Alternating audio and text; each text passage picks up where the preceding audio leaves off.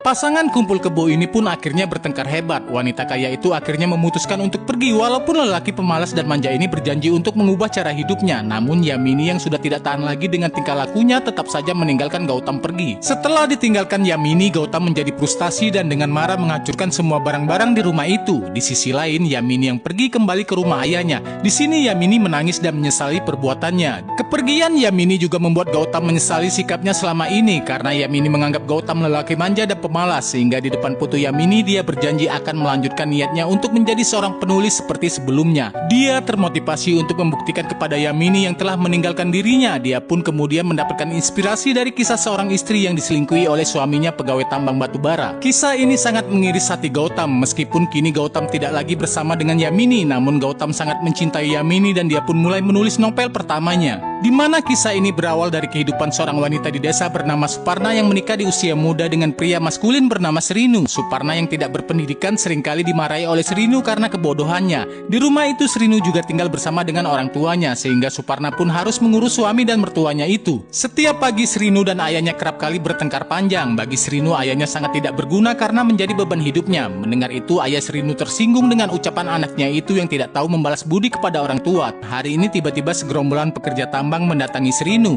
Mereka menjemputnya karena tepat hari ini adalah pengumuman hasil voting terkait siapa yang akan menjadi ketua serikat pekerja. Namun apapun ancaman pesaingnya ini, Srinu bukanlah pria yang penakut karena dia didukung oleh banyak pekerja yang menginginkan dia untuk jadi ketua, sehingga Srinu pun bisa menang dalam pemilihan ketua tersebut. Srinu adalah seorang pekerja tambang batu bara. Hari ini manajernya memanggil Srinu untuk menemui bos baru mereka. Setelah pergi menemuinya, ternyata bos baru pemilik perusahaan mereka adalah seorang gadis cantik bernama Smita. Di sini Srinu terlihat grogi dan salah tingkah melihat Smita yang juga pintar. Dari kejauhan, Fatnai yang merupakan saingan Srinu dalam pemilihan ketua serikat kemarin merasa sangat cemburu. Di malam harinya Srinu tidak bisa tidur karena terbayang-bayang tangan halus Smita. Meskipun Suparna memancing suaminya itu untuk menggarap sawahnya, tapi hal itu percuma saja karena Srinu tidak sama sekali bernafsu kepada Suparna. Keesokan harinya Smita kembali bertemu dengan Srinu di lokasi kerja. Walaupun hubungan mereka adalah atasan dan bawahan, namun Smita terlihat sangat bahagia. Apalagi setiap makan siang Smita selalu bersama Srinu dan tidak segan-segan untuk menyuapi Srinu di tengah-tengah pekerja lain.